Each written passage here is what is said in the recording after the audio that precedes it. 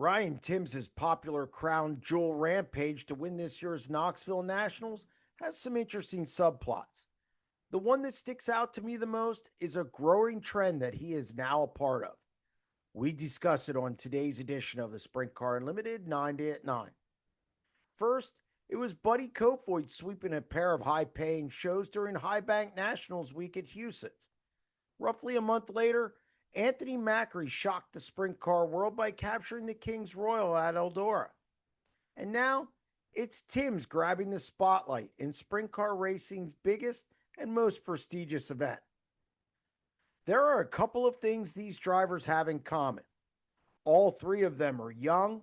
They have all been held in high regard at different points in their careers before dealing with some kind of adversity, and each one has improved on their craft as the years have clicked by. These three drivers have claimed 4 out of the last 5 six-figure paydays. Kofoid, Macri, and Timms have an average age of 22.3, and they signal an influx of new blood who can not only contend for these high-profile wins, but have shown the talent and moxie to hold off the traditional heavy hitters to cash these fat checks. Kofoid, Macri, and Timms have solid rides and bright futures. The speed is there, and they have a certain aggressiveness that makes some of the older drivers a little uncomfortable.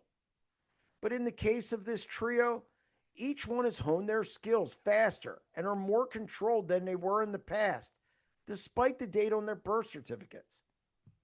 The resources at their fingertips, things like video and getting in the right situation with the right people, it's cutting down the learning curve of these young drivers. They're getting better in a shorter amount of time than their predecessors, and they're more competitive on the big stage against the best in the business. I'm not saying Kyle Larson, David Gravel, Rico Abreu, and others are done winning these big shows. There's no changing of the guard. They can put their car in victory lane any night, at any time during the season, and they're still the favorites. But they also have some competition now from these three drivers and others. Tim showed that again on Saturday night at Knoxville. This variety is good for the sport, and I have to wonder, who is the next upstart to join this growing group of big race winners? That's going to wrap up this edition of the Sprint Car Unlimited 90 at 9, and we'll be back tomorrow. Stay tuned.